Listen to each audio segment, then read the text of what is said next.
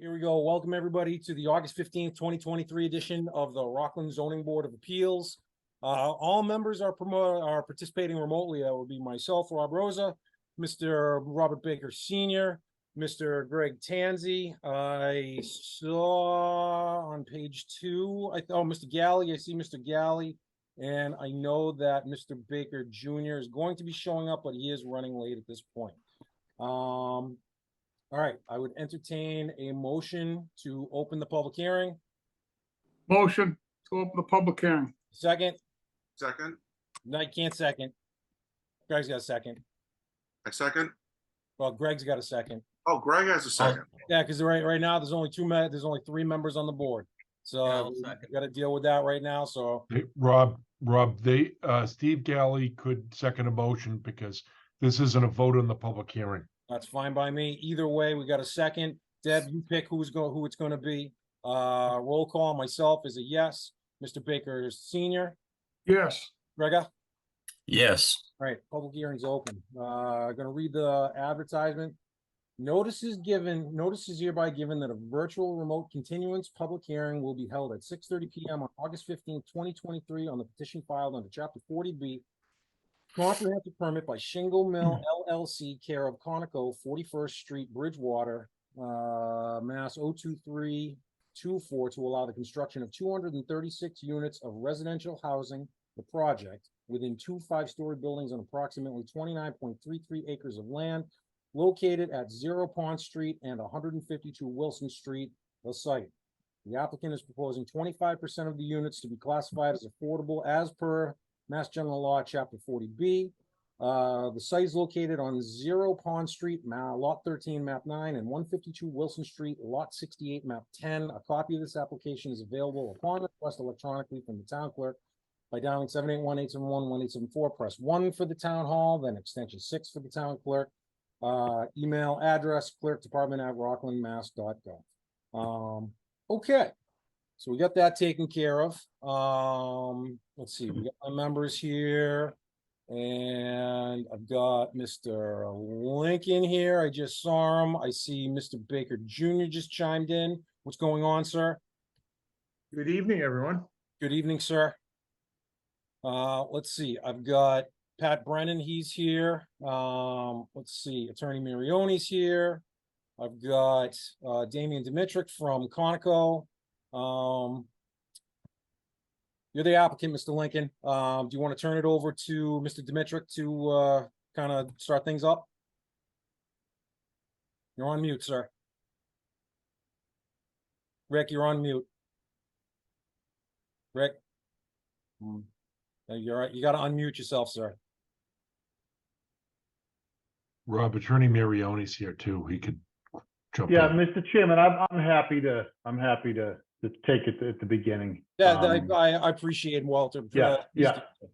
I know everybody is anxious to keep things moving. Yep. Good evening, everybody. Again, Walter Marione, attorney with Marione, Shaughnessy and Udy, offices in Quincy, Mass. Mr. Chairman, as you said, Damian Dimitrick is here from Conoco. Rick Lincoln is here, who is the applicant. In addition, Mike Toohill is here from Conoco, engineer and scientist, excuse me. Mike is the wetlands guy, expert at Conoco. As you and the board, I'm sure, recall at the last meeting, we went through numerous issues.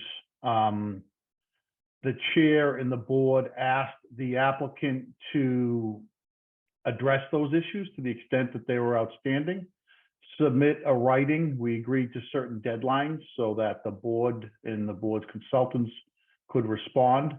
On July 14th, Damian submitted 3 writings, one in response to Mr. Brennan's peer review, one in direct response to the fire department, and the third one in response to the Abington and Rockland Joint Waterworks. After that, there was a little more back and forth, that back and forth included additional follow-up writing from Conoco. I understand that a couple of pieces of correspondence have come in the last day or two. Yep. We believe that we've addressed most of those in the prior writings and in the peer review. So, you know, I think at this point, it makes sense to turn it over to the board and answer any questions you may have. The goal, as I understand it from the last meeting, is to get to a point where we can close and then there can be a discussion about a decision.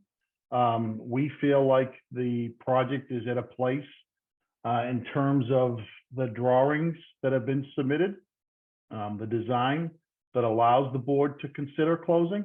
But again, if you folks have questions, we're obviously here tonight to answer those questions, but that's the applicant's goal this evening, is to close the hearing.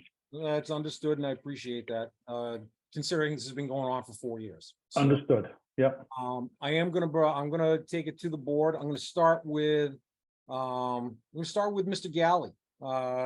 You came in on this late, so, talk to me. Do you have any questions at this point for the applicant?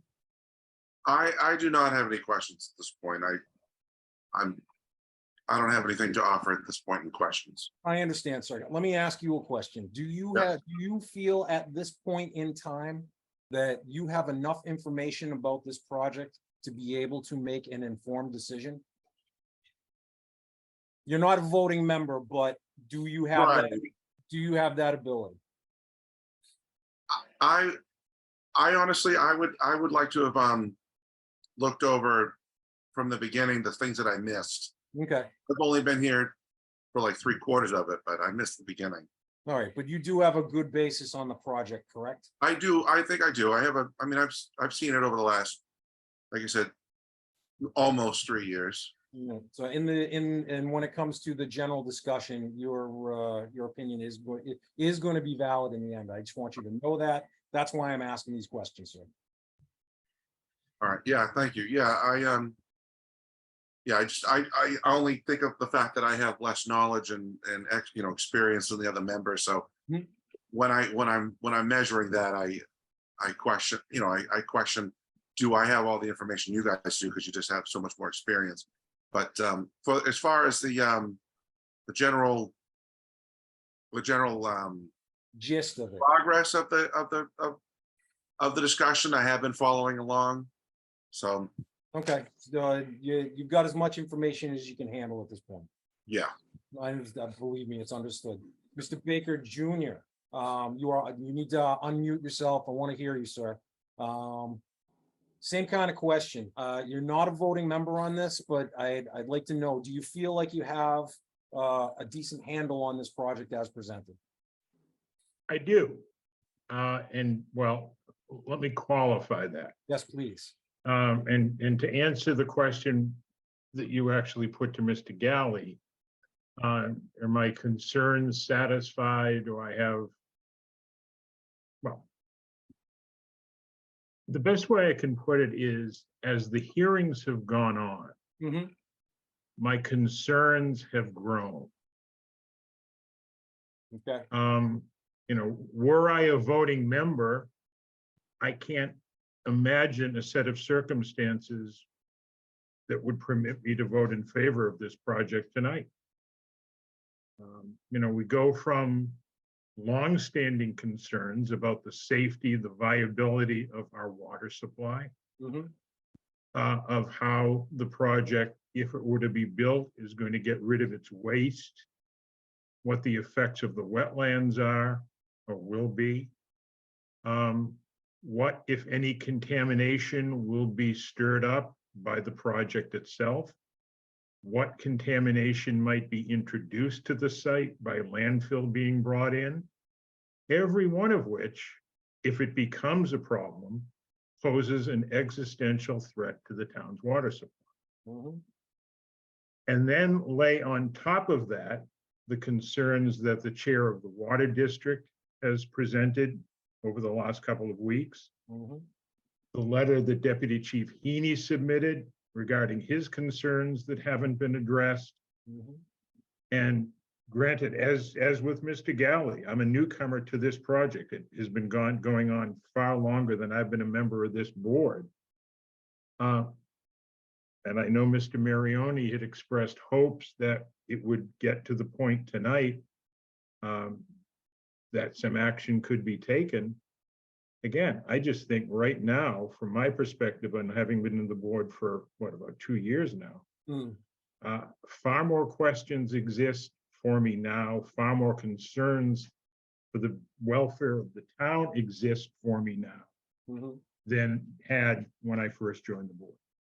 I'm assuming at some point tonight I will have questions, but I'd just as soon not step into the process right now and start asking.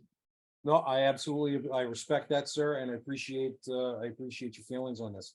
I'm going to just ask Attorney Galvin, would you go? Quick I'm here. question, sir.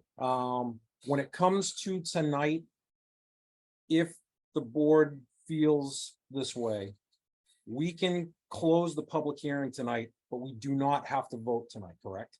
No, there's a period, if you close the public hearing, where the board will have 40 days to deliberate. Okay. So that's one thing I just want to get across to everybody. We can feasibly, assuming that the board votes to, can close the public hearing tonight. We do not have to make a decision tonight. That itself is going to take some time. I would urge you not to, because we would have to write up a draft decision, and there's a lot of things that have to go in it. Exactly.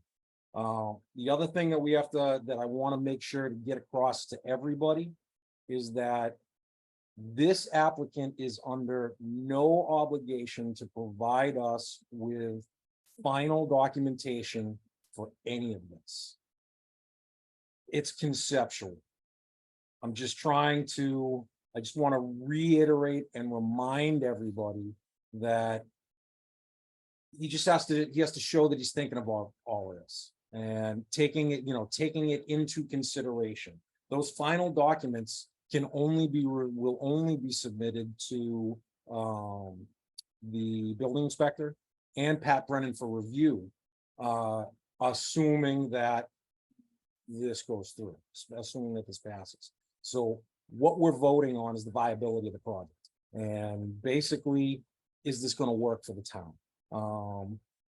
There's a lot of questions that are still remain to be answered, but in the grand scheme of things, this board can approve this project. I'm just saying, I'm speaking fact.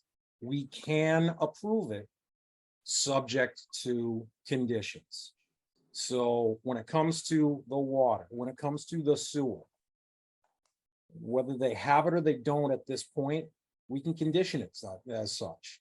And that's the way that we have to look at this. Not do they have it? They're going to need it. We know this, and we would condition it as such. So when it comes to the final decision, that's what we have to look at this point. All right, I'm going to continue on to Mr. Tanzi. Talk to me, sir. Do you have any questions at this point, or do you feel that you got a handle on this project? Well, I would like to say that I appreciate the timely submittal. I did get a chance to review the submittal. I read a couple of letters from the water superintendent and the sewer superintendents. I saw their comments. I saw Pat Brennan's comments. Now, as I understand, Attorney Belchione said that the applicant had responded to Pat's comments. I'm not sure as if I saw that response letter, and I was curious as to whether Pat Brennan had responded to that response. There's some mention of some back and forth that took place between the applicant and our reviewing consultant, and I was just wondering where that all stood. Can I direct that to Pat Brennan for you? Sure. Pat, can you address that? Yep. Thank you, Mr. Chairman. Pat Brennan with PGB Engineering. So when they when Damien and Conoco submitted the revised documents back in July, mid-July, I reviewed them and I submitted a letter to the board dated July 25th with, saying which comments they had addressed, which comments were still outstanding. There was still kind of 6 items that I raised at the end of that letter that I thought the board needed, kind of should focus on when they do their deliberations. Mr. Dimitri did submit a letter July 31st in response to that, but essentially those responses were saying that they would coordinate with the various departments and boards to address those last 6 issues. The 6 issues, just to run them down real quick. One is the amount of fill that's required with the substantial construction traffic that will be required. The second is the zone A issue. I believe that a variance would be required for them to install the sewer main through VA, and the variance would have to come through DEP, Mass DEP. And I did identify in the letter that they did show an alternate route through private property, which, I said that if that property wasn't under their control, then I didn't believe that was a viable option. In the response, they did state that piece of property is under agreement. So, how that plays out, I'm not sure. The third item was they don't have an approved sewer connection with or the ability to connect to the sewer system right now with the moratorium on the connections with the sewer commission. The fourth one was they haven't provided evidence of adequate potable water supply for drinking water. The fifth item that I wanted to bring up was, they're requesting the waiver from the local wetlands bylaw, where that does not allow disturbance within the 25-foot buffer, and they have quite a bit of disturbance, about an acre of disturbance within that 25-foot buffer. And then the last item, which isn't as really important as the other ones, is the trash truck access, where they have the dumpster locations. The trash trucks need to back up roughly 250 feet in order to turn around after they either have to back into the dumpsters or back out from them. So it's a little bit of a safety concern if there's pedestrians around while the trash trucks are backing up that kind of a distance and around a 90-degree corner. So, I mean, those were the 6 items that I, identified as being, what I thought would be important for the board to deliberate and discuss. And like I said, Conoco's July 31st memo or letter kind of acknowledged all those items and said that they would work them out with the various entities. So that's where that stands at this point. Pat, can I just interject and ask a question? Of all your concerns, if this project were to be approved, could we condition all of those?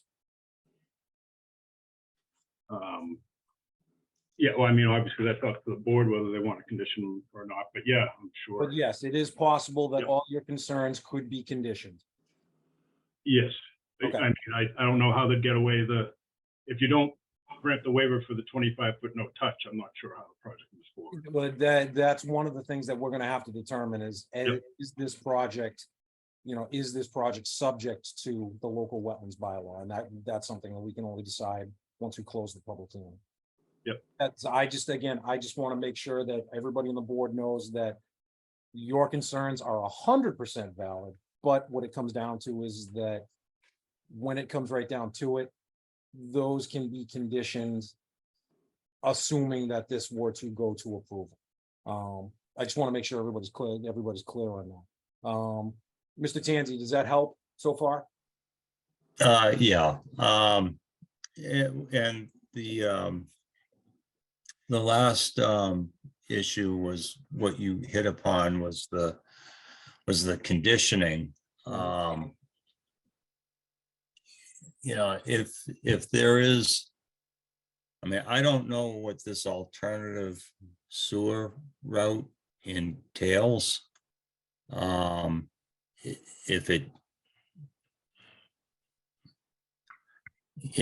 gets the new pipe out of the zone A, does it tie in to an existing pipe that's still going through a zone A? I mean, I don't know what it's. Mr. Tanzi, can I It's interject for difficult a to second? condition something. No, I that agree. Can I under interject real quick? speculation. Can Sure. I interject real quick? Mr. Dimitrich, can you answer Mr. Tanzi's question? What is this other, this secondary means of sewer connection? Can you show that on a plan to Mr. Tanzi? Yeah, I can screen share the plan that was submitted, with the documents here. So everybody looking at my screen? Yep. All right. So the sewer pipes in light blue are the on-site sewer locations that we keep everything outside of the zone A. The dark blue is the sewer extension through Wilson Street, if that needs to occur, to the existing sewer manhole. And then the alternative location is this green that makes its way down this direction and through Colby Street. And there is sewer in Colby? Yes. What is this, what's the secondary piece of property that we're worried about? This property right here. That's not, I thought that was a part of the purchase of the Wilson Street property. I remember looking up doing some property line research, and it looked like that was a part of it. Maybe I'm wrong, but Yeah, Mr. Chairman, you want me to explain that? yeah, if there's an explanation, please. There is. So the house that was purchased on Wilson Street was owned by a gentleman. He also later acquired the little piece of property that is off of Colby that Damon is now describing. Mhm. So what was purchased was the piece of land that had the house on it, Yep. which has the darker bold around it. Okay. The smaller piece, which would now allow this secondary connection, as this issue developed, Mr. Lincoln approached the gentleman who you can see it, Yeah. with the idea that there's, would you really want to own this little piece of land and pay taxes on it, or would you like to sell it to me? They negotiated a price. It's under agreement. It is scheduled to close at the end of this month, I believe on the 29th. We've got title back on it. Title is clear. There is no reason why it will not close. And is that section of Colby, is that built? Is that a built section of road? Yeah, so I can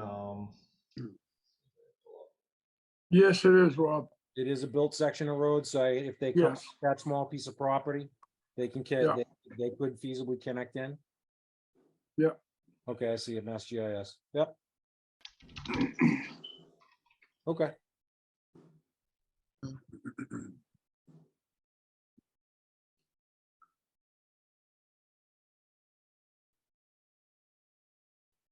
All right, looks like it's gonna be, there would be some conservation permitting because the wetlands are kind of close to it, so it looks like there's some Concom applications that would need to be filed to do all that, but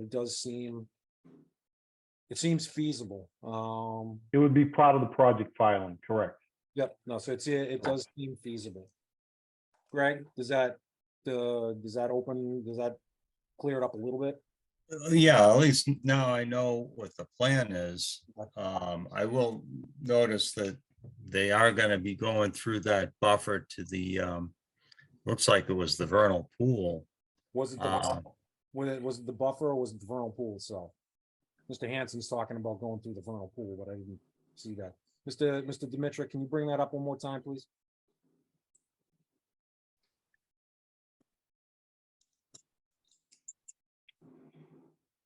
There's a section of the vernal pool that looks like it is on the property. So it looks like that it's going very close. Yeah, it looks like it's going through the buffer. Who's doing that? Someone in that, Because they're showing this, forget about what's on the screen. They're Whoever, showing it, that's, whoever's they're speaking showing right the- now, they're you're about to showing get the, bounced. Zoning I'm telling board, you right forget now, about whoever's that. speaking, you're about to just get bounced. need- If you don't turn your camera off. If you don't. just take it easy, Sheila, please, you panic. Rob, who has control over the meeting? You could always I mute. do. Why don't you just mute them? All right. All right, Mr. Dimitrick, I think we've got an idea of what's going on now. So again, it's going to, we see what's happening. Greg, again, does that clear it up a little bit? It does. My other issue is the parking.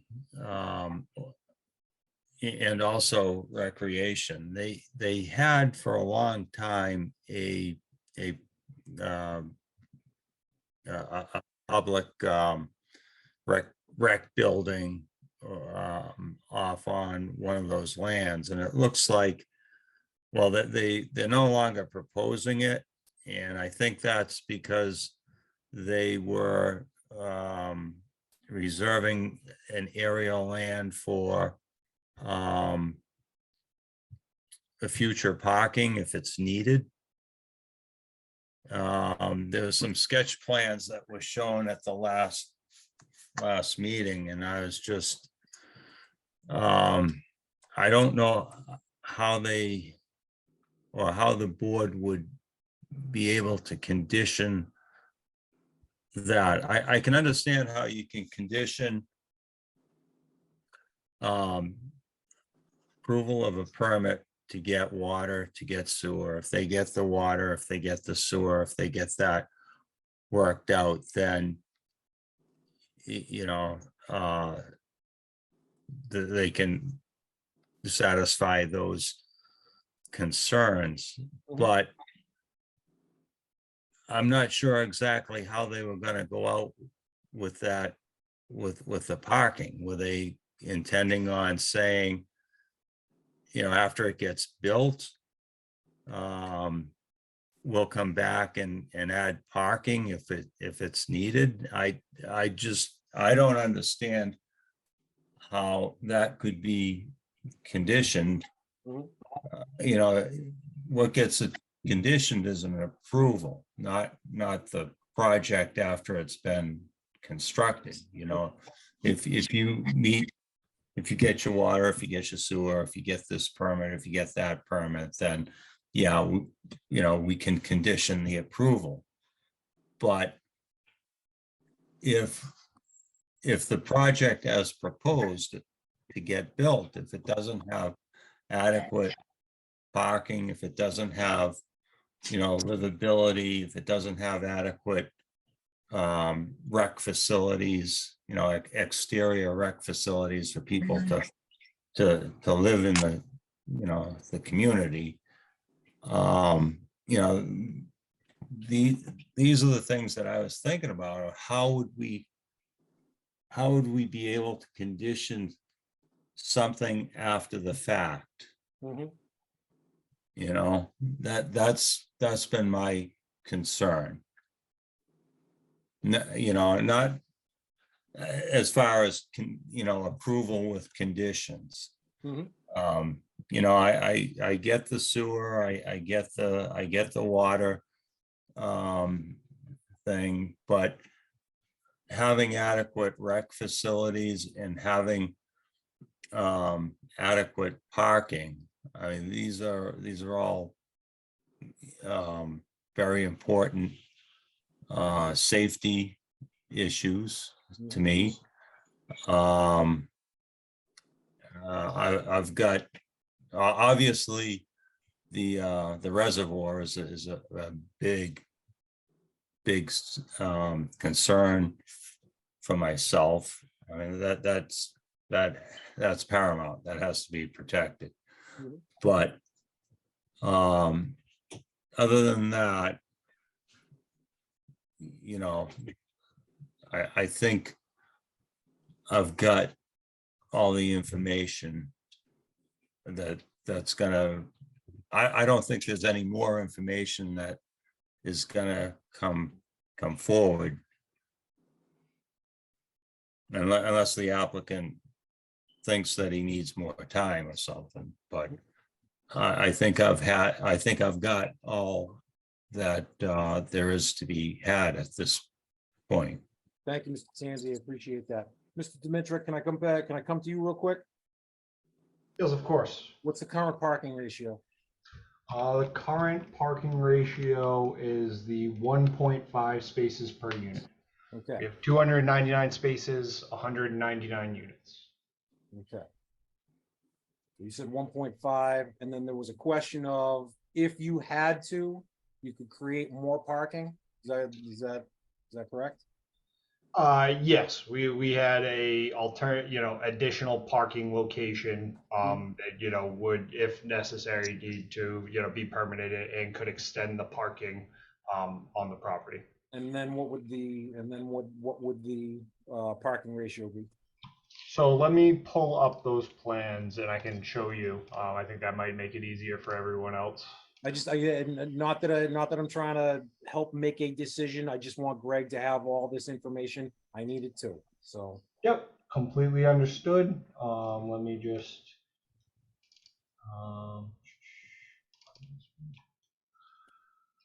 So let me back to my screen share. All right, confirm everyone's looking at my screen. Yep.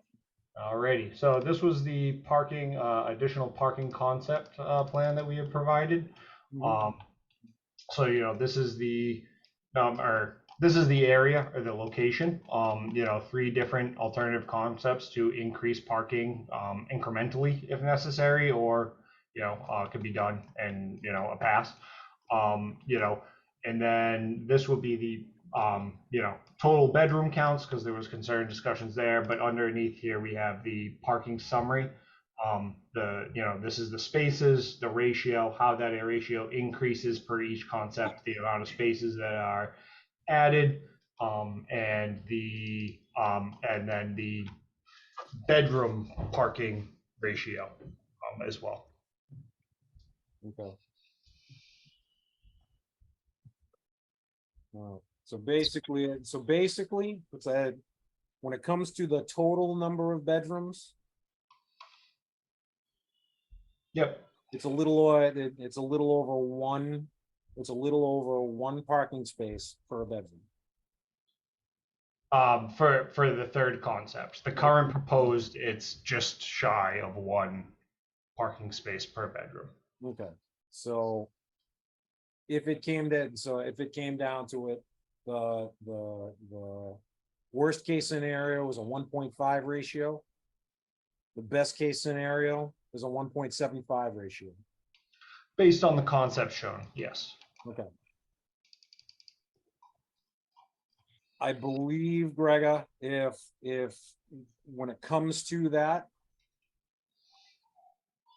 if it came down to a condition, we condition it to the 1.75 parking spaces per unit. Because we're given options, we can condition it based on what they're providing. Well, how do we do that though? That's what I've been struggling with here. How do you, huh? You condition it. One shot, you get one shot and one shot only. If you want the most, you can condition it to the 1.75. If you're okay with the least, you can condition it to the 1.5. Mr. Chairman, Yeah, Mr. Baker said, Mr. Baker Jr. do I recall correctly, a couple of meetings ago, there was a discussion that with the reconfigured number of parking spaces, if one more were added, that would cause the applicants to have to go into another permitting or regulatory process? Mr. Tanzi, you want to address that? That's correct. For the up until I don't know about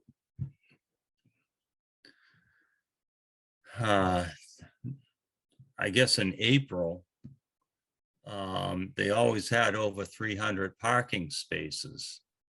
And at one of the meetings, I asked the applicant, have you filed for all your permits? And they sheepishly said, yeah, oh yeah, we have. And then it was several months later, the project dragged on, and they submitted a plan, and the parking count went down to 199. 299, 199 199. residences. I'm sorry, it went down to 299. I'm sorry, the parking space count went to 299. It's 300 and you need a MEPA, right? At 300 triggers MEPA, but there's also another MEPA threshold that if you have 5 acres of impervious area, you also trigger MEPA. And right now they've got just under 5 acres of impervious area. Now, I don't know whether them knocking the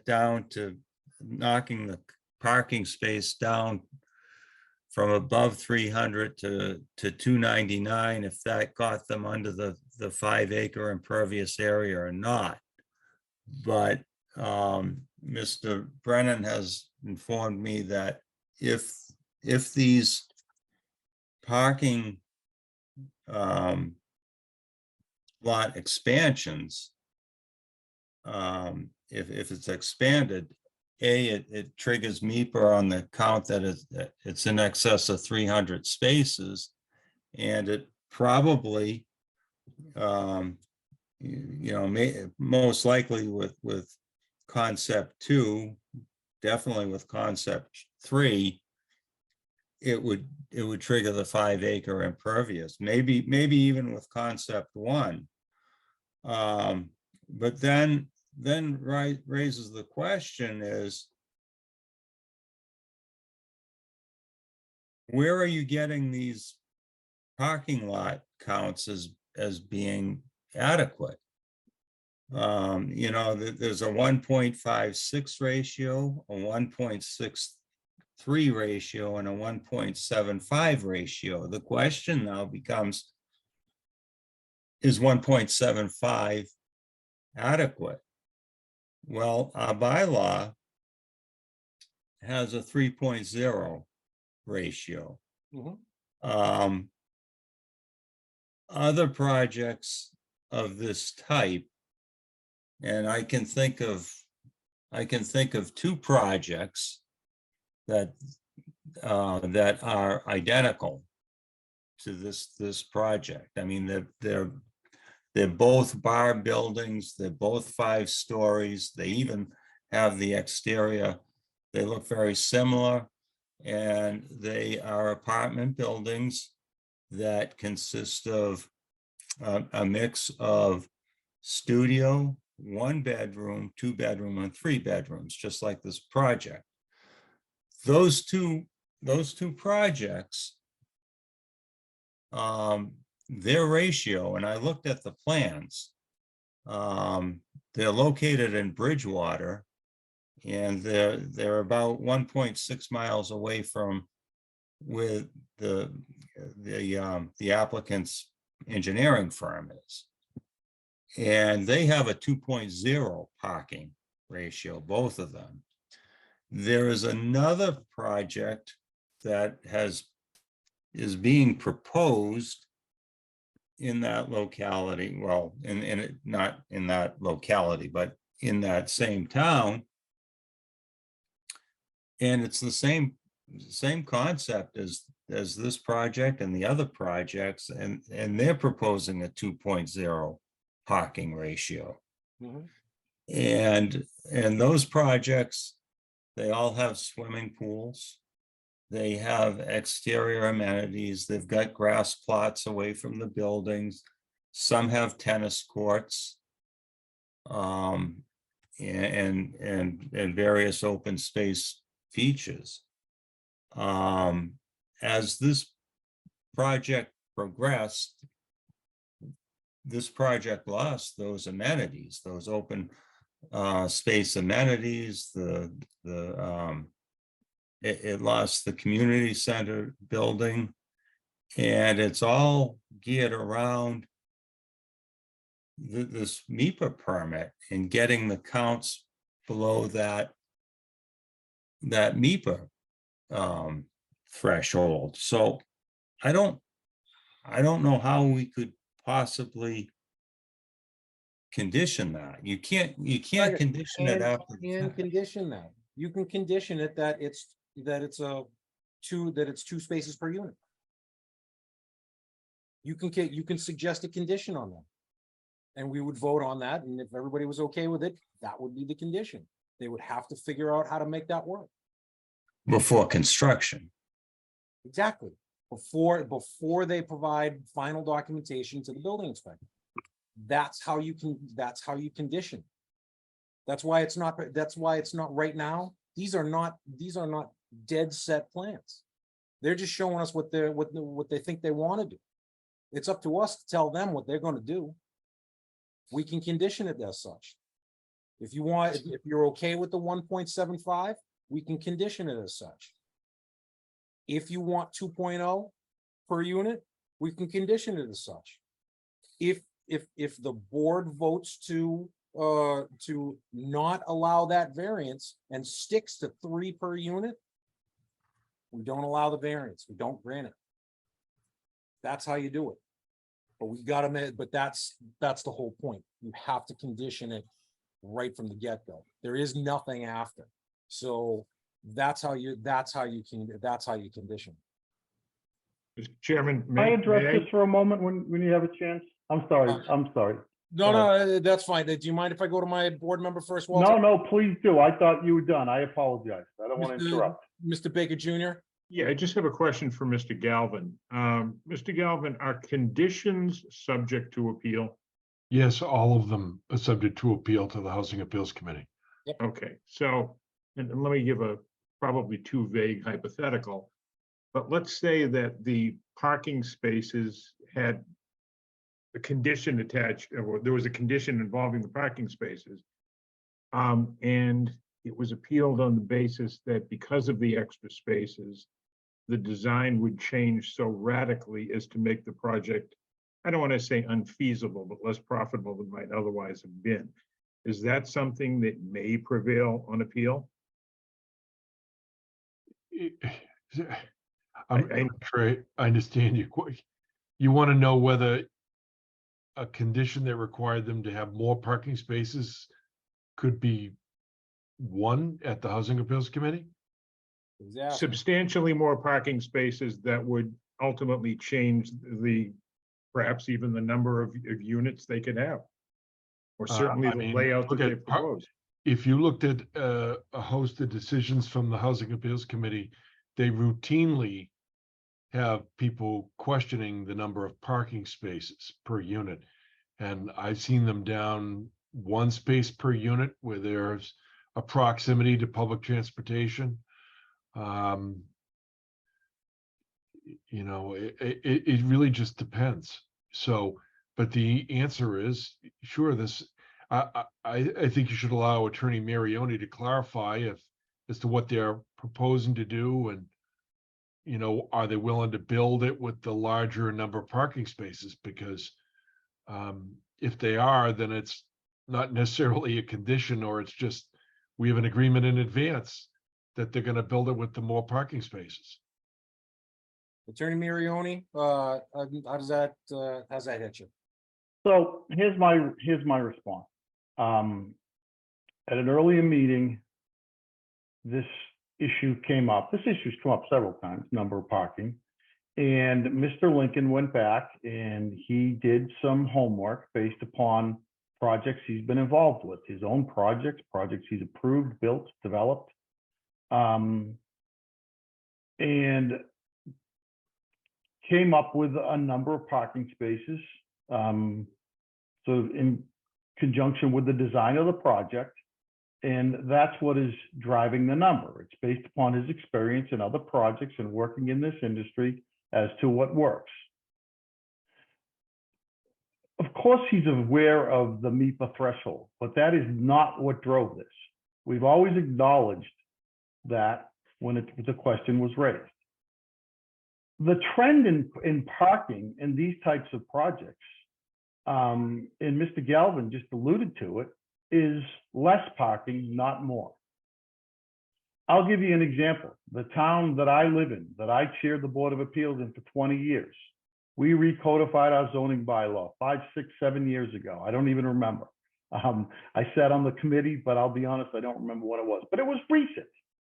And the requirement in the town of Easton now, where Mr. Lincoln recently permitted a project, is 1.25 for multifamily. So all of that was taken into consideration. We believe the parking as shown works. Having said that, the board continued to suggest, and it was Mr. Tansey in leading this conversation, that he had concerns with it. He had strong concerns with it. And we talked about it and said, well, what can we do to address those concerns? And the idea was suggested that there's land over there, as shown on the plan, where we could provide parking if for some reason we were wrong. And the idea with that is a condition, post-construction monitoring for a period of time that the board agrees on. And if it turns out in this monitoring that there's not enough parking, that it has to then get permitted and built. It's that simple. So no, we don't believe that we need more parking. We didn't just do this to avoid MIPA. It would make no sense for somebody to spend this kind of money. You guys understand this. These projects are millions of dollars. You don't go out and spend millions of dollars, get bank financing, pay all this interest to have a project that you know isn't going to work because there's not enough parking. Because then you're either not going to rent your units, or you're going to rent your units and have a nightmare with your tenants, which is ultimately going to lead to you not renting your projects. Mr. Lincoln believes in good faith based upon his experience, as well as the trends in multifamily zoning in Massachusetts, in this area part of Massachusetts, that this parking as shown will work. But he also wants to provide the board with some comfort that if it doesn't work, if for some reason it doesn't work, this site is so unique that it doesn't work, that there's a solution to the problem. And council, if for some reason it doesn't work and you need to add spaces afterwards. That's what we're proposing, yes. Right, no, I understand that. Yeah. But by virtue of that, have you then bypassed the MIPA requirements? I don't know about that. I'm not suggesting that we would bypass any requirements. I honestly haven't looked into it because we're acknowledging that we'll get whatever permits are necessary to do it. And I'm not an expert on MIPA. There are those here that understand MIPA better than I do. But just because you meet a threshold doesn't mean you have to go through this big, full-blown MIPA process. And MIPA is not MIPA is a trigger for review, but MIPA is not something where the agency says you can't build this project. It's not that level. You guys know this better than I do, but it's simply a trigger for a review.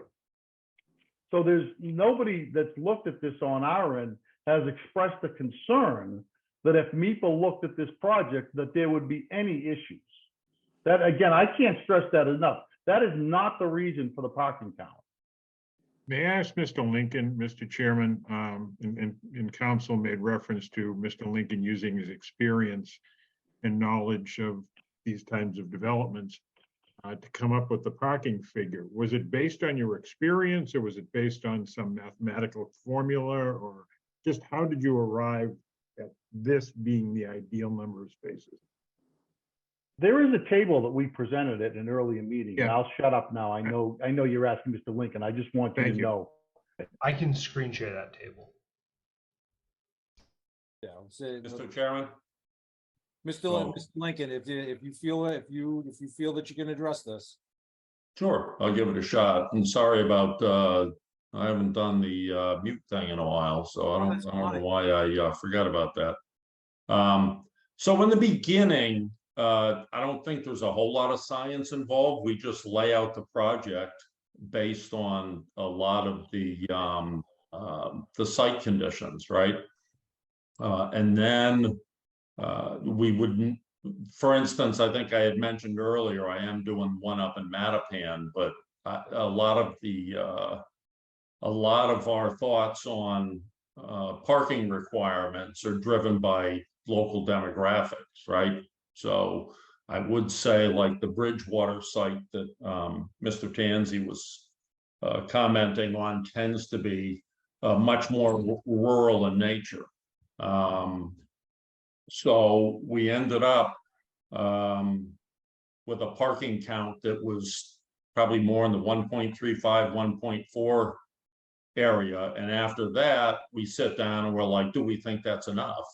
The answer was, at that point, we didn't. So we ended up at the 1.5, 1.55. It moved around slightly because we had the outside amenities, and we got rid of that area, which changed some of the parking. So again, hard to disagree. I thought Walter said it nicely. It was, and then correct me if I'm wrong, and I often am. It was essentially a comparison of the size of the units, bedroom to bedroom, and that sort of thing. Right. I mean, a lot of the stuff I've done, like the two in Hanover I did tended to be a little stronger with the 2 bedrooms. To be honest, that was, we now have a 10% 3-bedroom requirement, but the one bedroom percentage here is much stronger. I finished a couple hundred units in North Attleboro, and that there's plenty of parking down there. It ended up being a strong 1-bedroom community. So there were very few 2 bedrooms done. That parking has worked out fine. Were any other factors considered, such as proximity to public transportation, income, rental amounts, number of people living in the units?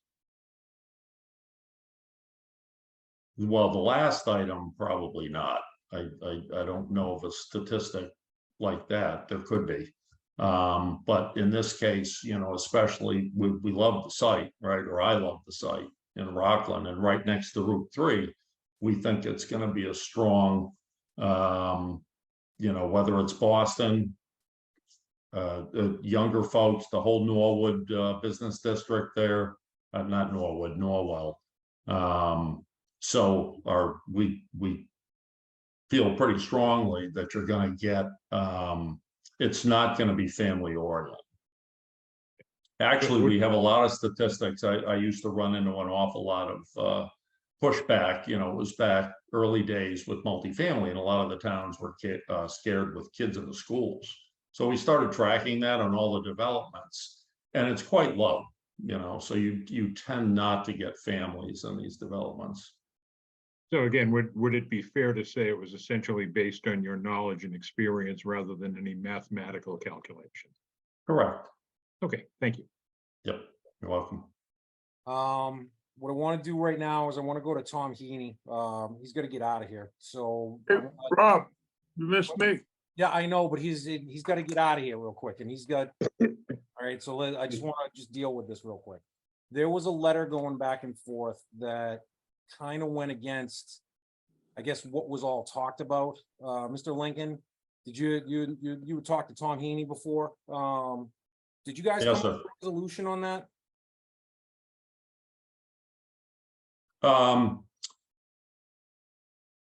We did and we didn't. So we did in the sense that there were a couple of major issues that Deputy Chief came up with, and early on we got with the architect and changed the floor plan and so on and so forth. He could probably speak to that.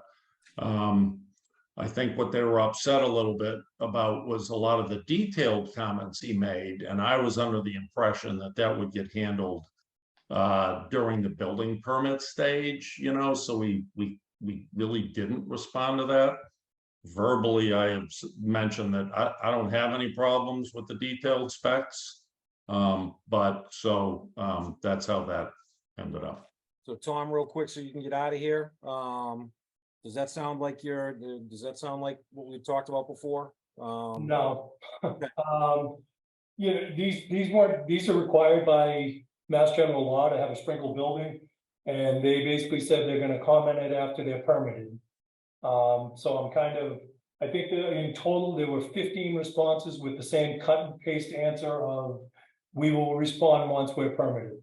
So I spoke with the chief today. If we're going back to that stance, we're gonna require 360-degree access to all these buildings, and they're gonna have to come back and redesign the buildings for us, because right now, I thought we were pretty far along this process, that we had an agreement on what was gonna happen, and a letter dated July 20th. The first person that spoke to me today was Mr. Lincoln. And so right now, the fire department is happy with none of this project at all. These are requirements under Mass General Law. They need to be met, and Conoco thinks they're up for debate, and they're not up for debate. Mr. Lincoln? Mr. Chairman, I want to take that, please. Oh, please, if somebody. Conoco does not think anything is up for debate. Conoco intends to meet the requirements under the law. I am going to apologize to the deputy chief, because that's not the impression that anybody is trying to give. What I believe Damien is trying to say in the letter, and this is, you touched upon this earlier on, this is consistent with the way 40B works. This is not a special permit under 40A. This is a 40B comprehensive permit. And the way 40B works, and I don't mean to lecture the board, because I know you know this, but I think the answer requires me to say it this way. There are numerous HAC decisions, the Housing Appeal Committee, that point out that at this level, the plans are preliminary. There are no final construction drawings. There are no detailed drawings required at this level. That is not what's given. And typically what a board does is they condition, as part of an approval, the permit on final plans being submitted, and all of these requirements under the law, including the safety requirements that the deputy chief is responding to, which are incredibly important, and are, as he points out, are required under the law, be shown on the final plans. The deputy chief, Pat Brennan, the board, others that are designated by the board, review those plans and make sure they comply at this time. So the intent of the response letter is that those things that you're looking for that are required, for example, sprinkle the building, there's no way around this, the requirement under the law will be reflected on the final plans, not on the plans that are submitted now. I'm sure Mr. Galvin has a condition in his permits that he drafts that incorporate that type of language. And I cannot stress this enough. There's no intention to work around or ignore the deputy chief's comments. I'd have to go back and read Conoco's response. Damon, I am not throwing you under the bus. Maybe it wasn't artfully worded in terms of the way the regs read. I honestly don't know. But I can assure you, I can't say this enough, that we anticipate a condition that says that all of these things are going to be wrapped into final plans. In this case, that the issues that the deputy chief is responding to that are required under the different regulations under the law, he is going to see those in the plans. And we don't expect any building permit to be signed off on until he signs off on it. So there's no attempt to go around that. I can't say that enough. Tom, does that help? I just guess I don't understand the same 15 cut and paste responses to simple questions that are under the law. I'm not looking for specific sprinkler plans, friction losses, calculations, or anything like that, just to, yes, Deputy Heaney, your buildings will be sprinkled. Yes, you will have a strobe that signals the fire alarm's going off. Yes, you will have a 4-inch connection with a 30-degree sweep that we require around. I'm not asking for plans. I'm just asking for, we understand your concerns. We agree to your concerns, not 15 vanilla, no answers. Let me say it to you verbally.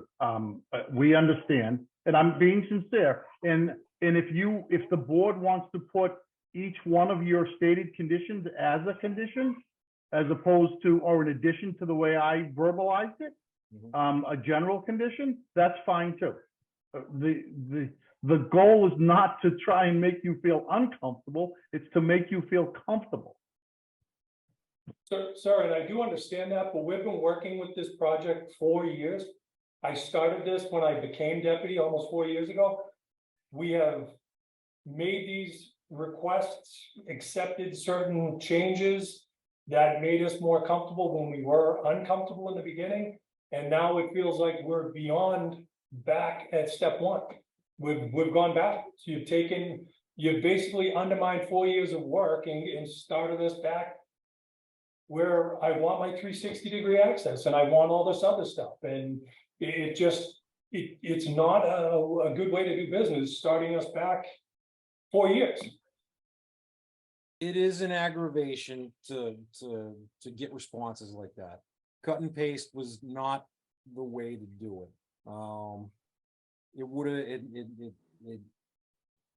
It would have been good business to turn around and say that, to agree that if this is, and again, I don't know the state law. This is where Tom comes into play.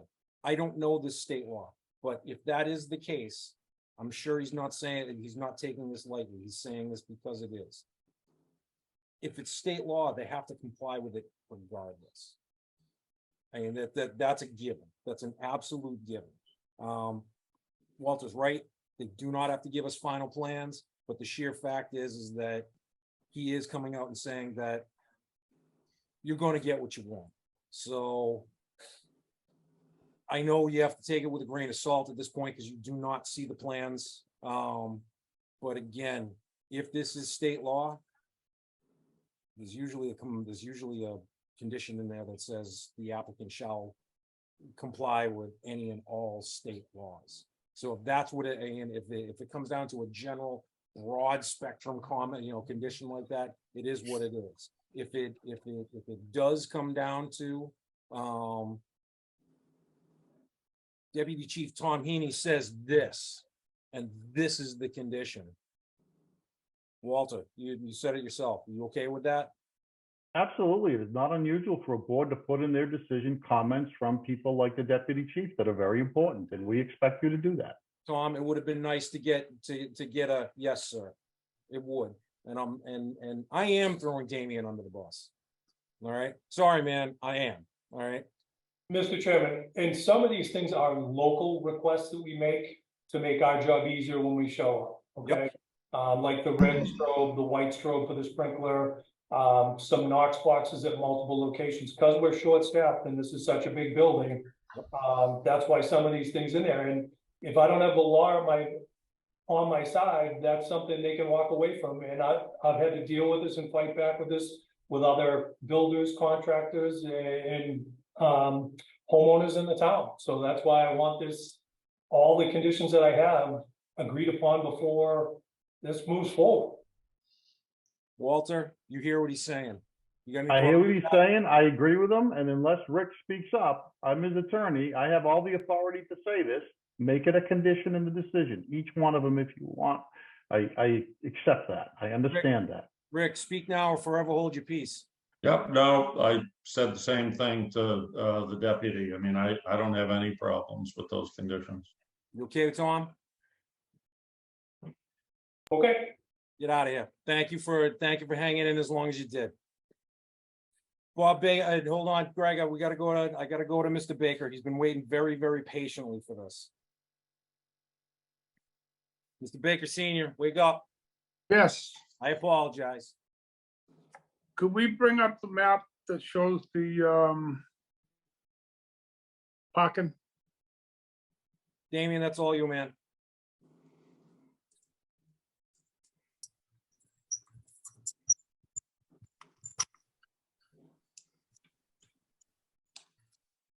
question, Mr. Baker. The section down low, to the right and to the right.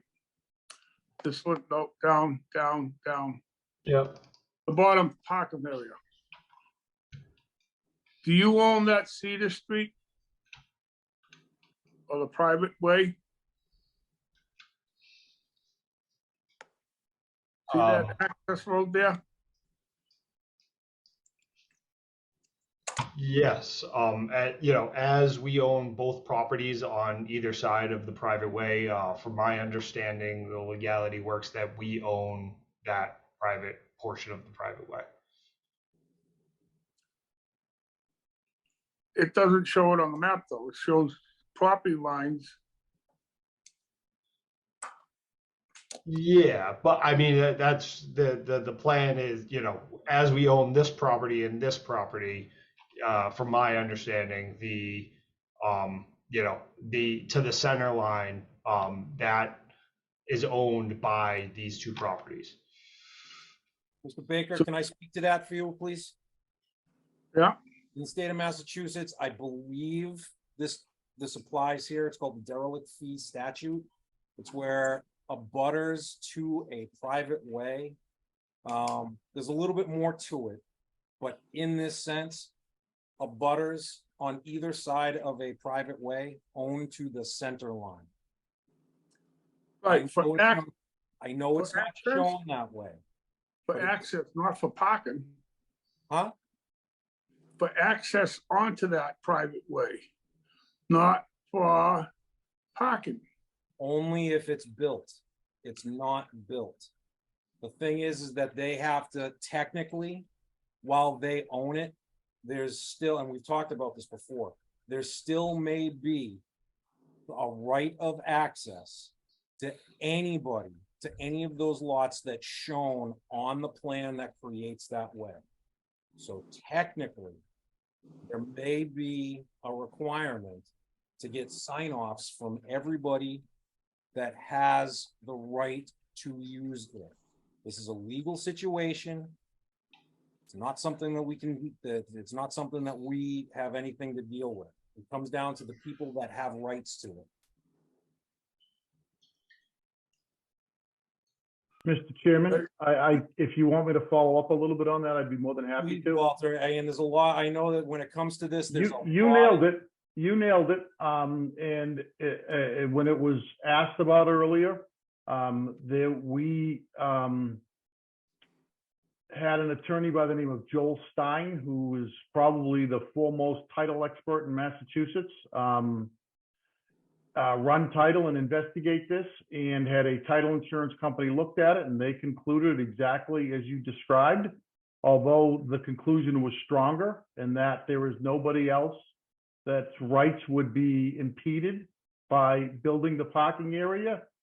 And a title insurance company looked at the title work done by Mr. Stein, by Attorney Stein, and concluded that when it comes time for financing, if the project is going to be built for construction, that they will issue a title policy ensuring the entirety of that proposed work, including what's being proposed in Cedar. Would have been nice to, it would have been nice to get that from the title insurance people, the letter stating that. Well, it's premature. They reviewed it at our request, but I am, as an attorney in the Commonwealth of Massachusetts, telling you what we investigated, and we did this work at the board's request. Mhm. This was done at your request. All right, so let me just throw this out there. If it came down to it, and the board were to condition a formal property plan that combined all of this property into one gigantic piece of property, that would be acceptable? I honestly don't know. I don't know. You know, I think you're probably describing an 81X plan, and I don't know if an 81X plan or even a A&R plan, an 81P plan is appropriate to eliminate Cedar Street. I just don't know if that's the way the law works. 81, and it's basically, it's a perimeter plan. Yeah, it's an 81X plan. You're just removing lot lines between, yeah, I understand what you're asking for. I've never seen that done in a scenario where you have derelict fee. I'm being honest, I don't know. As a surveyor, I've done many. Okay, all right. So I think you know more than I do about it. I'm not gonna say that, but I am, that I've dealt with this before, and when it comes right down to it, if that is the case, a formal perimeter plan that delineates the entire perimeter of this property can be delineated, can be created, and can be recorded with the Registry of Deeds. I think that if that's something that a surveyor can put that 81X stamp on there and attest to it, then there's no reason not to do it. It's just, it would make things a little bit easier and a little bit easier to understand. It would make title cleaner too, quite frankly. If it can be done, no question, it would make title cleaner. All right, Bob, next. I know we got a lot of letters from the sewer department, the water department, a few neighbors. Pat Brennan already talked his. Highway department sent a 3-page letter. I'd like to see, if not read into the records, that they be attached to the minutes as, Apex A, B, C, D. And, like the ones from the fire department. If they could be, because some of the letters are 3 or 4 pages, and I don't think anybody wants to sit here and read them. I'm going to Deb on this one. We've already taken care of that, correct? They've been uploaded. Mr. Hessian had requested that he be able to read his letter. Okay, but other than that, everything is in our record at this point. Yes, All right. public records, yes. From there, it will be attached into the final decision as documents, as public documents for the record. So that's taken care of. What else you got? That was all. Everybody asked the question that I was gonna. All right, that works. All Yeah. right, so that's all the board members. I don't see, Greg, you had another one. Yeah, I just wanted to follow up with some of the comments that were made regarding research with parking. The projects that I chose, the one in question, it's at an interchange of Route 24 and it fronts Route 104.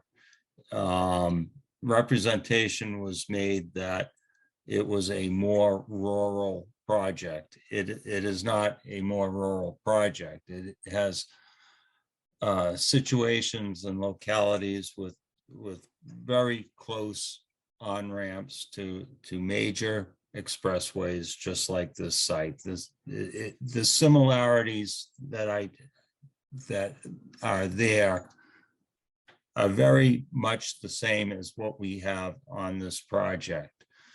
There is a commuter parking lot on Old Plymouth Street, which is within walking distance of the project that I had mentioned. It is not more rural. It is very much like this project. I did my homework and I am qualified to do my homework. I looked at the site plans and I can produce them. The floor plans are very, very much the same. I mean, I can't say identical, but they are. Anybody looking at comparing the two floor plans is going to agree. Yeah, this is a very similar project. The other thing is the expanded parking lot was never fully designed and engineered and reviewed by our consultant. And getting back to what the fire department was saying about 360 access, I mean, we as a board have every right to see that concept conceptually, just like the fire department does as well. And that alone could trigger MEPR on the parking, on the impervious area counts. I am very skeptical about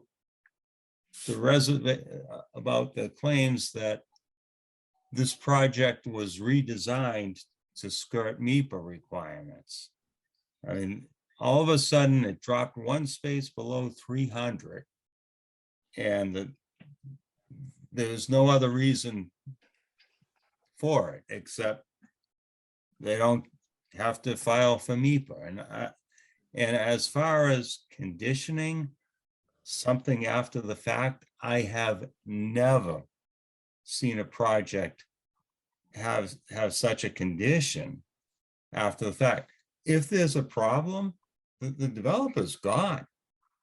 I mean, how do we get the developer to go in and spend $100 grand on a MEPR permit, and then I don't know how many more hundreds of thousands of dollars to expand the parking? Greg, can I interrupt for a second? Yeah, Attorney Galvin, can I catch your ear? Of course. Greg's talking about how do we deal with basically conditions after the fact. I mean, it's a very standard condition that the applicant will have to obtain any and all other state, federal permits other than those that are waived. Okay, but here's the problem. What he's talking about is how do we deal with the fact that, you know, he wants to do a 1.5 parking ratio right now. And I know, Walter, I know you talked about this. I know you touched on this. I have a little bit of a question on this too. You know, how do we the applicant has stated that once it's all built, they're gonna do their research. And if they feel that, or if all of a sudden they see that the 1.75 ratio, all right, will actually be required after they've already built the parking lot, how do we condition that they have to come back in and build that second piece of the parking lot? Well, again, we can do this during deliberations, Rob.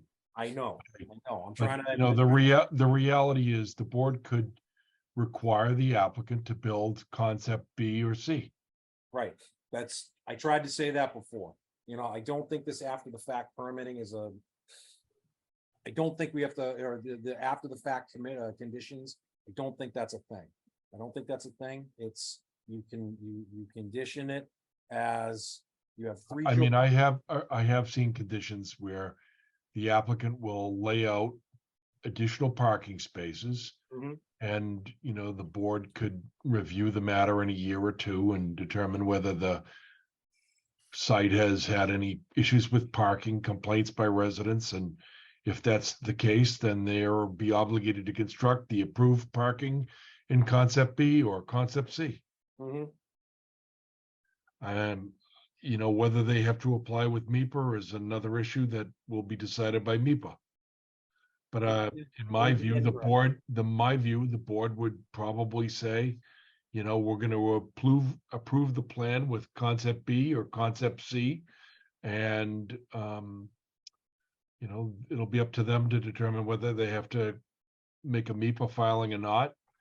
And you can defer the construction of B or C for a period of time to determine whether in fact it's required because of the, you know, the mix of units and the amount of parking space that is demanded by residents and visitors. Because remember, it's not only the people that live there, it's the people that are coming to visit. And, you know, there's got to be enough loading spaces or else the Amazon truck will pull into a parking space or several. And so you never know. But Greg, you hear what he's saying? probably you would probably approve concept B or C and defer the construction until another time. Greg, do you hear that?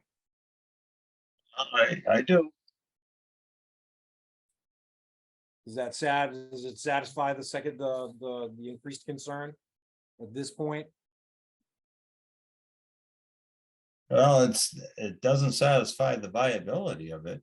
I mean, you can condition something, but what if it's, I mean, it hasn't been engineered. What if it's doesn't work? Or what if the developer just says, no, I can't do it, it's a hardship, blah, blah, blah, and it gets tied up in court for 10 years, and then in the interim, we suffer some horrible situation. I don't You know. know, I mean, the permit process is a planning process. Mhm. And it should provide clear and convincing evidence of viability. There's a lot, I mean, it's not just a simple, okay, well, we have an extra land, we'll bang out a parking lot if we need it. It triggers some significant permitting. It's in a highly sensitive area. Mhm. And the permit process is there for planning, for conceptual viability of a project. And some level of technical input on plans and a technical review are required to prove that it has that viability. And I agree with you, Greg, but at this stage in the game, this is all stuff that really we gotta talk about during deliberation, not right yeah, now. okay, I'm just, you know, putting my concerns on record. That's. And I, that's you all know, I'm I doing. agree, you know, I appreciate that. I know, Okay. you know, I appreciate that. It's just a lot of these concerns at this point, this is deliberation talk. It's not, we know that it's gonna, we know all this. So we have to deal with this in deliberation at this point. Let's see. Attorney Galvin, you got anything to say at this point? I have nothing additional to add.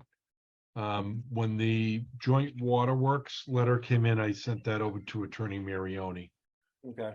To make sure that the issues that were addressed in this letter, they saw so they could speak to them. And the only question I have in my mind is there an approved drinking water supply?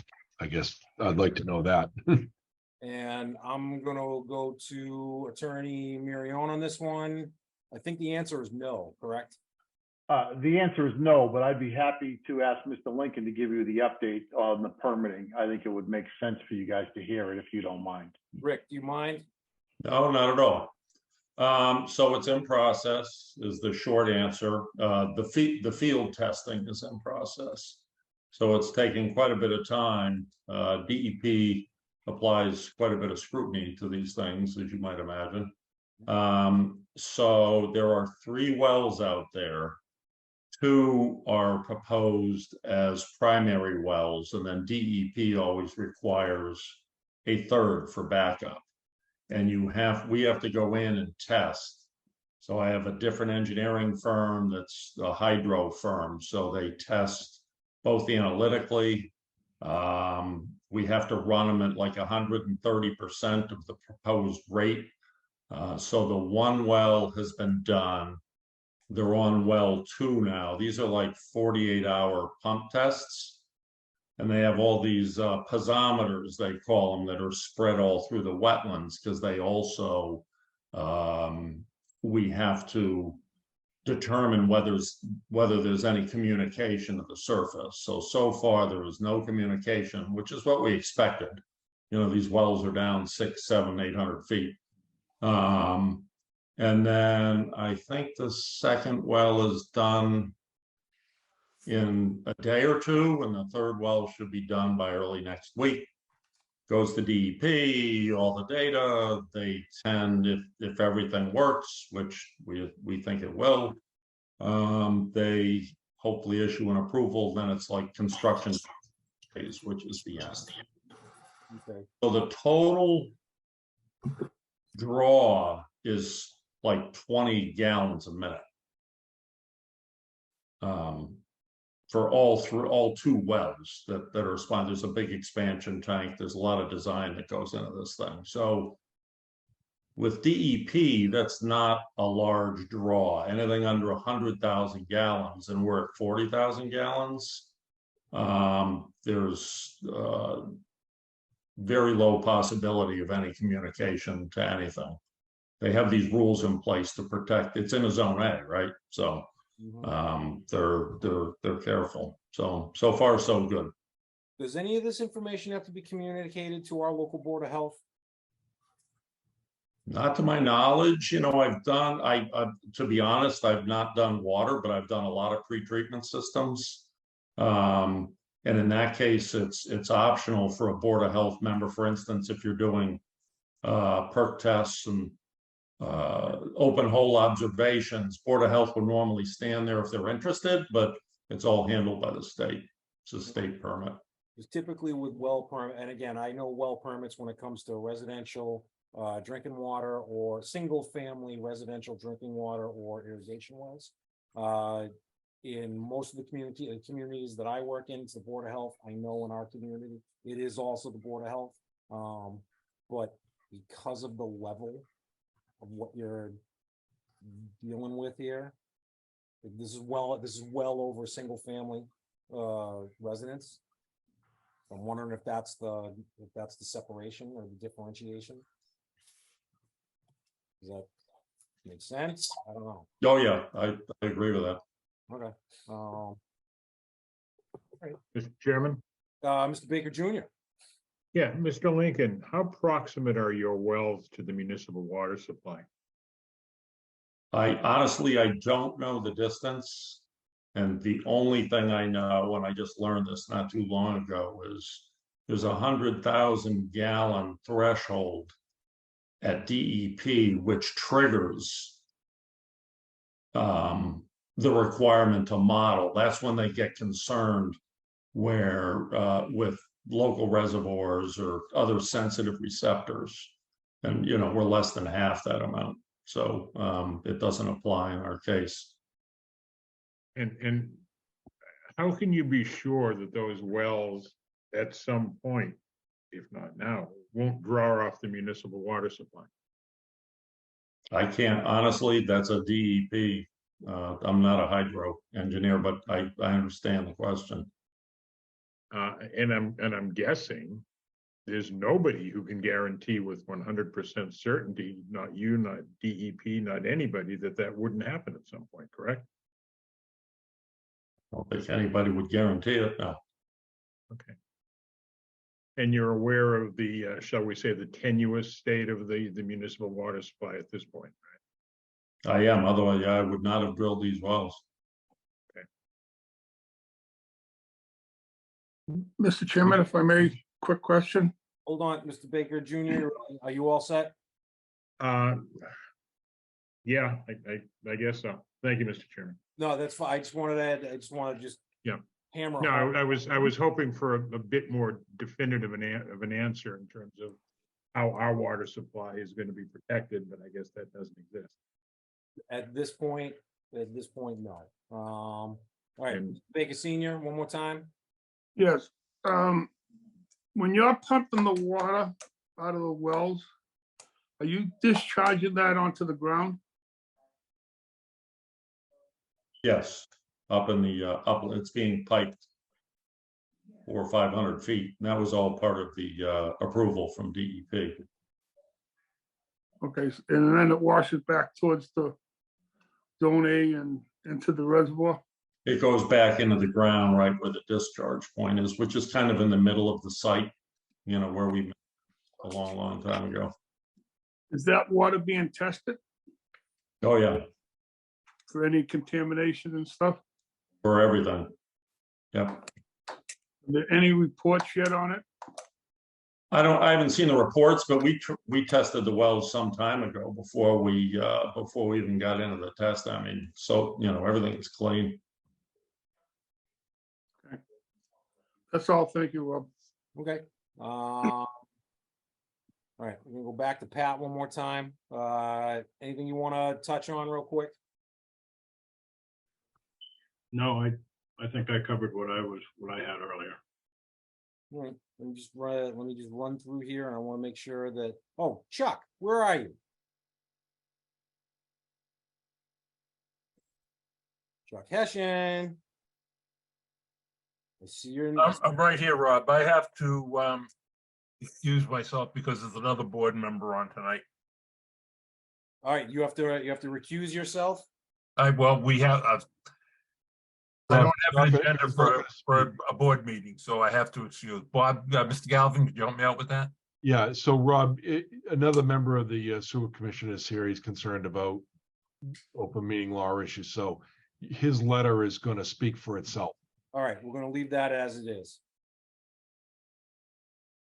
Because I know you would, Chuck, I know you had requested to talk, so. No, and I appreciate it, Rob. As long as the letter's posted for everyone to see, and I have to leave it at that. No, absolutely. I just wanted to make sure that was taken care of. No, thank you very much. Not a problem. Mr. Chairman, Mr. Baker Jr.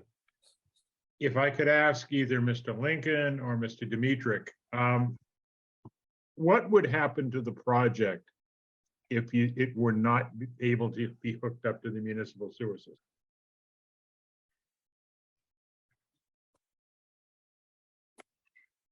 Don't everybody answer at once.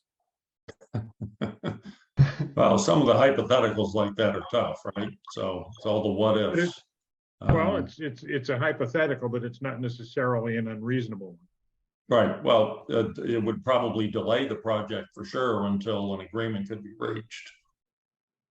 So you would not be looking at some type of, for lack of a better term, septic system to serve in lieu of a sewer connection? Sorry about that. Probably not. Probably not, or definitely not? I'm saying, yeah, I mean, is there potential for a pretreatment system there? Probably, but I don't think I would entertain that. Okay. So it would essentially be connecting to the sewer or nothing. I would be a say fair way that's to characterize accurate. it? Thank you. I could agree with that. Thank you. Welcome. All right, board members, you good at this point? I just have one other question. It pertains to the surface runoff recharge units. Are you familiar with the UIC program, underground injection control 210 CMR 27, general or individual surface water recharge permits? Damien, I think that's to you. Not in any particular fashion. We designed the stormwater system in compliance with the Massachusetts stormwater standards.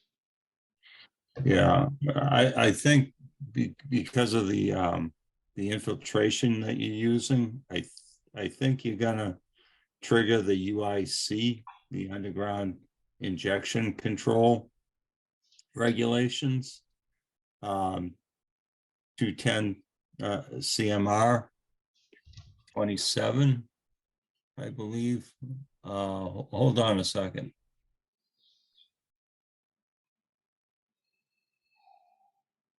Yeah, 210 CMR 27, Volume 1, Chapter 2, page 11. You might want to take a look at that.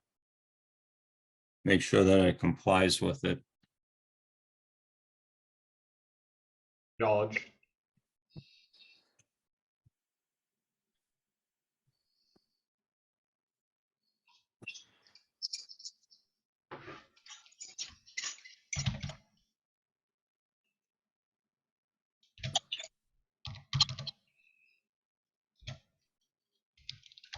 So,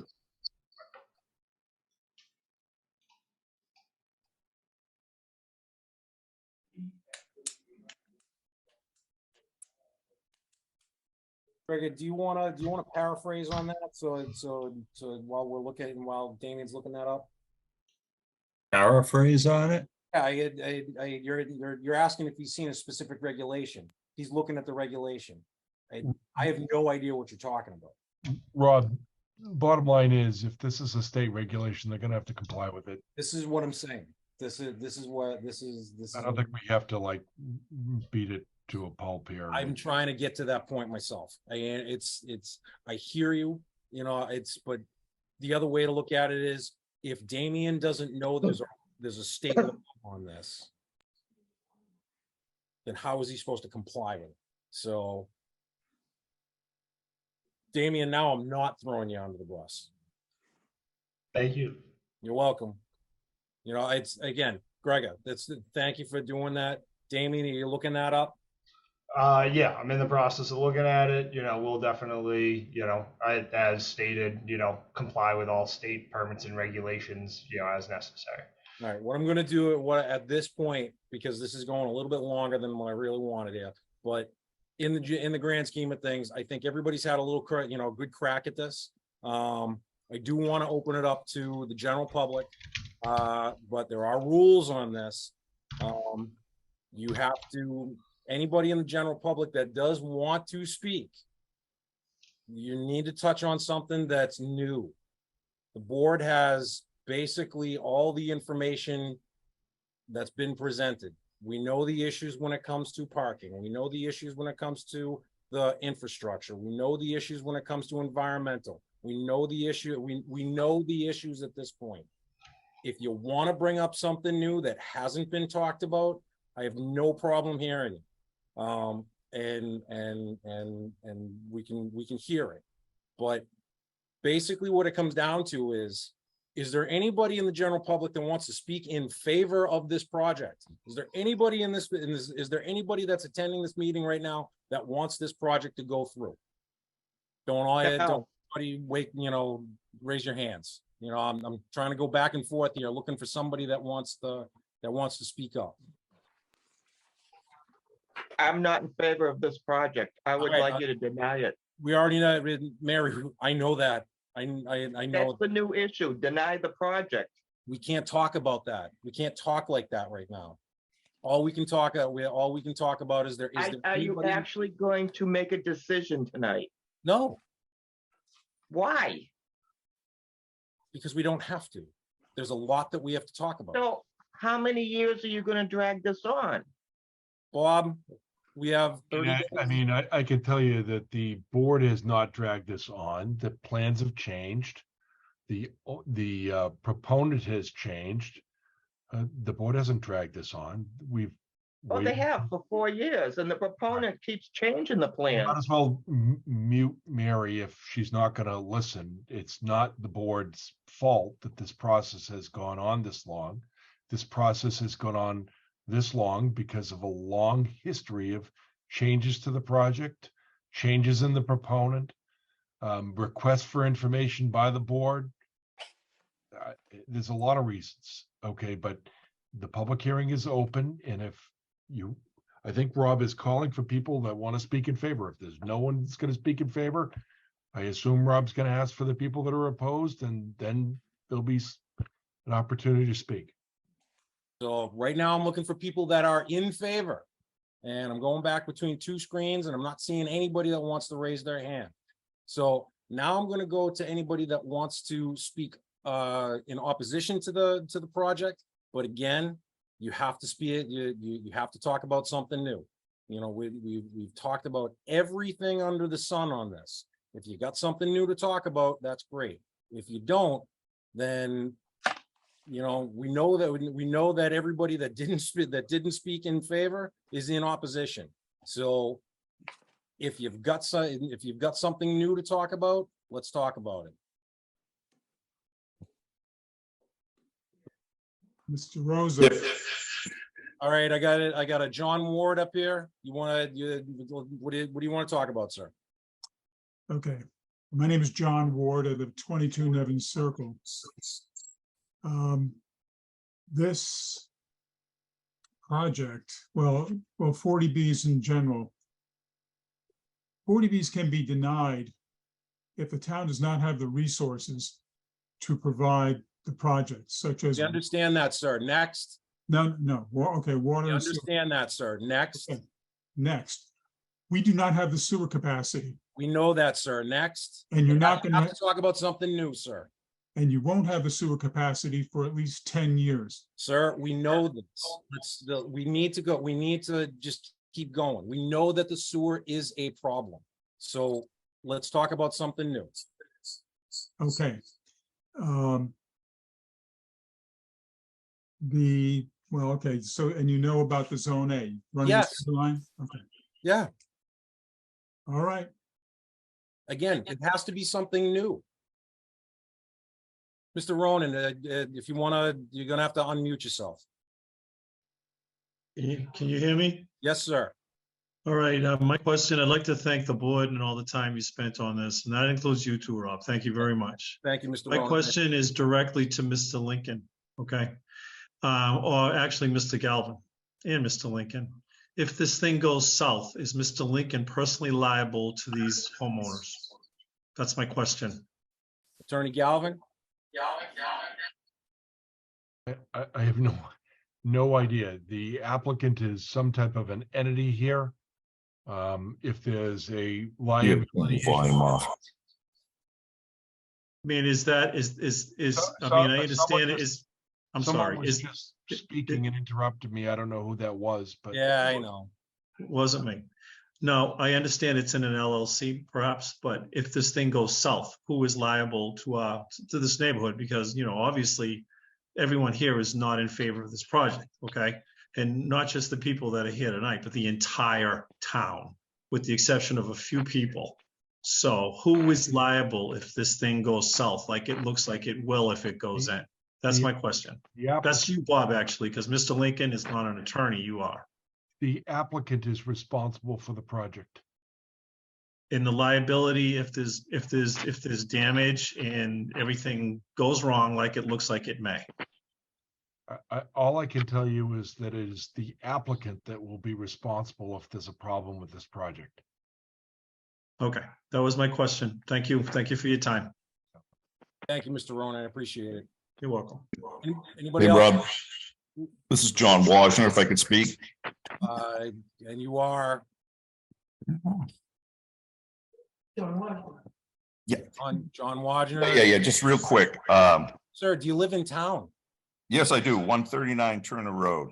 Perfect. What's your question, My sir? quick question on the waiver section, on the first section, it mentions a South Street. And I don't know where a South. You want to point out where we're talking, sir? Yeah, sorry, there's some feedback. It's the first section of the wetlands. Yeah, you got something else going on in your. Yeah, I'm trying to get out of here. Yeah, you got to get that off because I'm going to have to trying bounce you. to, That's getting yeah. really annoying. Yeah, okay, it's off. I'm trying to get my wife to Turn turn it your off. camera on so we know what we're talking Okay, about. on the turn exception your- waiver sir, list turn your here, the camera on first so we- section, there's a Sir, the turn point your where it camera says on. access to the site Sir, from I'm gonna South bounce Street you. must pass Sir, through a turn your 25 camera note on so we know what we're talking disturbance zone. Sir. Where's South Street? Go by. I think that's. You're gone. And it's, guys, we gotta, we have to remain kind of. Anybody else want to talk here? You know, that's going to be respectful.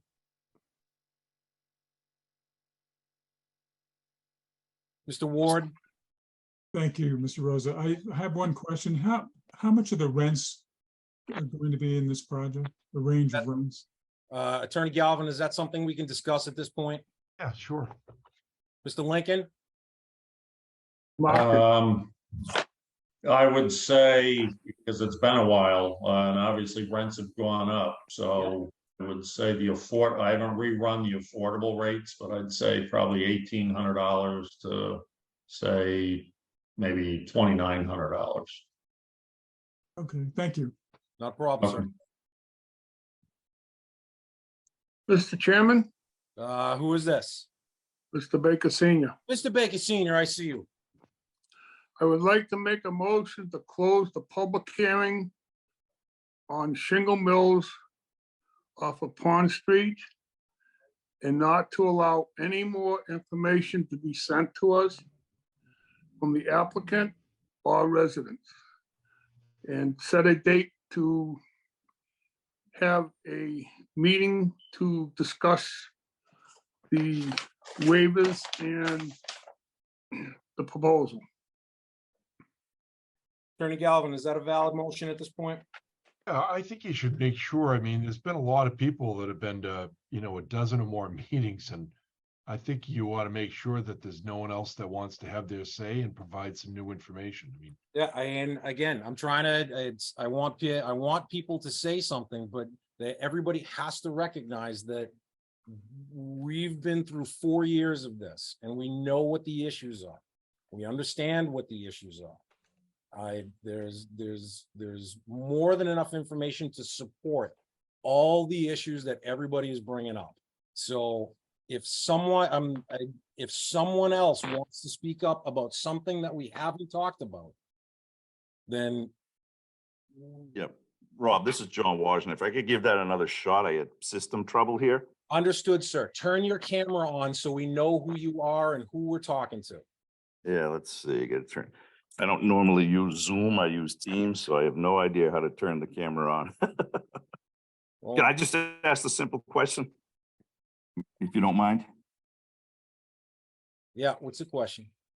Again, it was on the waiver section, the note that was sent in from whomever, Conoco, whatever. And on this first section, it says access to the site from South Street must pass through a 25-foot no disturbance zone. Where is South Street? I think that might be an error. That's probably an error. Damian, do you have the waivers list? Can you bring that up?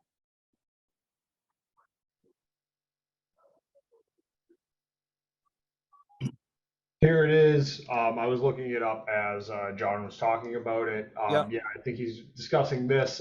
Yeah, that's all. I believe that should be read Pond Street. Yeah. I just wanted to make sure, and I apologize. We had system issues here, so thank you. Yeah, and I appreciate that. It's not a big deal. Yeah, we're all doing the best we can, right? I understand. All right, Damian, thank you. You're welcome. All right, anybody else? I'm going to say no. I got a motion on the floor, and Grega, I'll give you the opportunity to second because it's only the three of us. I'll second it if the applicant wants us, unless the applicant wants us not to close, if they wanted to submit more information. Not up to them. Otherwise, I'll entertain that motion. All right, before we go to vote, I'm going to go to Rick. You heard that. You want to put any more information in? I think we're good, Mr. Chairman. All right, before we vote, I got one question for you, sir. Rick, do you think this Yes. project is good for this town? I certainly do. I think I wouldn't have bought that land. Most people wait until they permit it. I bought it. So I think it's a great location. And obviously there are environmental issues, some of which I was surprised with, but I think we've solved everything. We've downsized it, and I think it'd be a great benefit to the town. And abutters I get it. I understand the concerns. But these projects these days, there's the stormwater regs, DEP involvement, everything is scrutinized so much that we're quite comfortable with the way it's been engineered. All right, guys, I'm going to put it to a vote. We got a motion in a second. We're going to have to roll call. Mr. Tanzi? Yes. Mr. Baker Senior? Yes. Myself is a definitive yes. All right. Mr. Chairman, I'd like to make a motion that we set a date to discuss the conditions and waivers or if we vote in favor or against or what, All right, so, that be a public meeting and not in Zoom, so we can sit there all together and discuss each thing at once instead of. I have no problem with that. Greg, you have a problem with that? No, Mr. Galley, Mr. Baker Jr., you guys okay with that? I am. All right, we're going to Bob Baker Senior's house, so you better, no, I'm kidding. As long as you post it, Deb, Rob, all those meetings, I'll have dinner ready. nice. all the meetings have to be in a, in our meeting room, at the town hall or in another place, because the public has the right to listen Attend, but not- along with the applicant during all of your deliberations. Okay, does this, I know you're making the motion to come up with a date and time specific. Deb, do you have that ability? What ability? I have the ability. Okay, that we can figure out that we, do you know when the meeting rooms are Do you- occupied? I can get the meeting room for you. It may be the lower level conference room. That's fine. It just has to be big, big enough that if people do want to show up, they can come in, but we are running out of room to be able to do so. In the town hall specifically. You can always use the school, there's a room there too. The lecture hall. Yeah, and there's the library. I mean, there's plenty of places to be able to. Why, the senior center has a place Yeah, too. like I said, there's plenty of places, but Deb, do you have the room availabilities for all these different places? I can get it. I'll get a space. Right, but not tonight, right? Not now, no. So yeah, exactly. This is what I'm saying. Mr. Baker's motion is to is looking for date and time specific, and I don't know if we can do. Why Don't you do this? If you don't know the room availability, obviously we're gonna have sessions for deliberation. Yep. What we can agree to do for the public's benefit and the applicant's benefit is post online more than 48 hours in advance when that meeting is gonna take place. And if any member of the public is listening here tonight and they want to be specifically advised as to when that takes place, they could email Deb Shuttlesworth and she will advise them. That's fine. Deb's email is public. And we would be happy to let anybody, applicant or a butter, know when we are having those deliberative sessions. Mr. Baker, do you want to adjust your motion? That sounds fine to me. As I didn't- stated?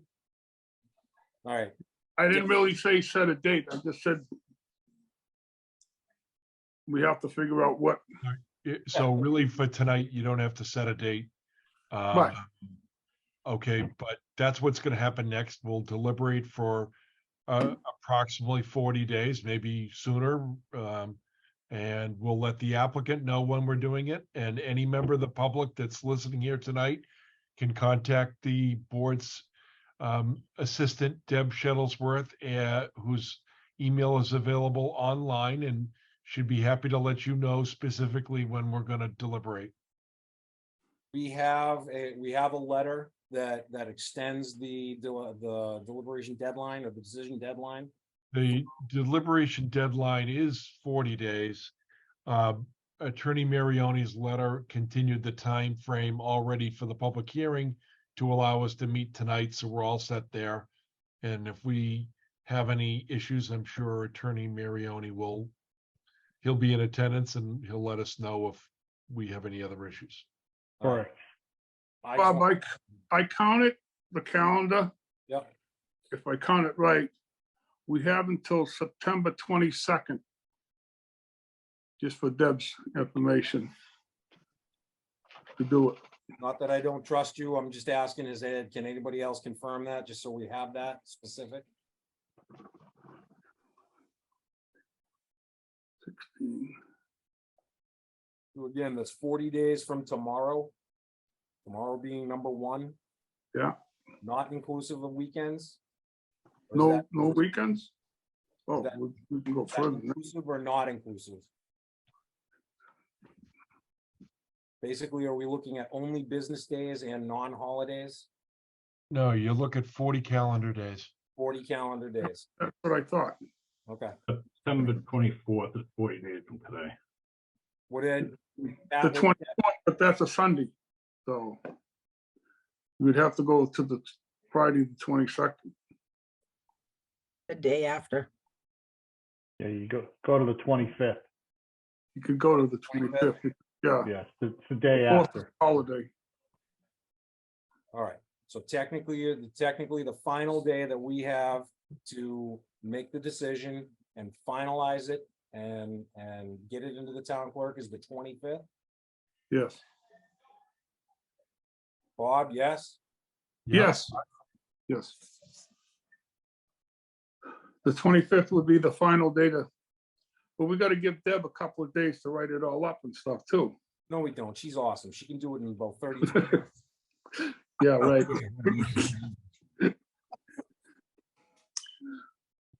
All right, so as long as we're all on the same page. Yep. Okay. Anything else?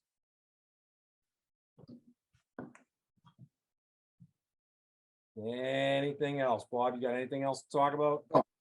No, sir. Attorney Galvin? Nothing else. All right, do we have anything else we need to talk about tonight? Hey, oh, we can't use him anyway. There's nothing else on the agenda, so you shouldn't All right. discuss anything else. Motion to adjourn. Motion to adjourn. Need a second.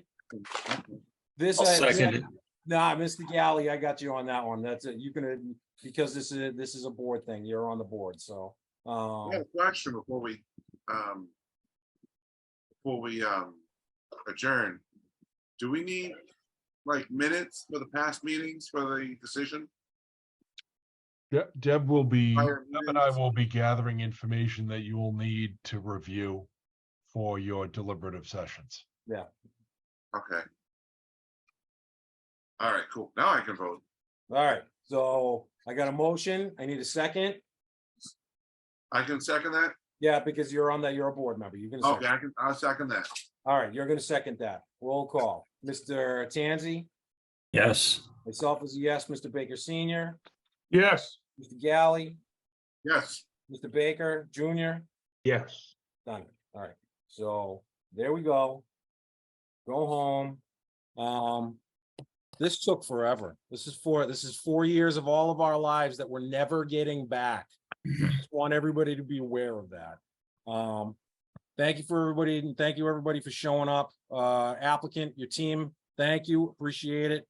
Thank you. We'll keep going here. All right, Good night, everybody. meeting's Good night, over. Go everyone. home, everybody. Right. Bye.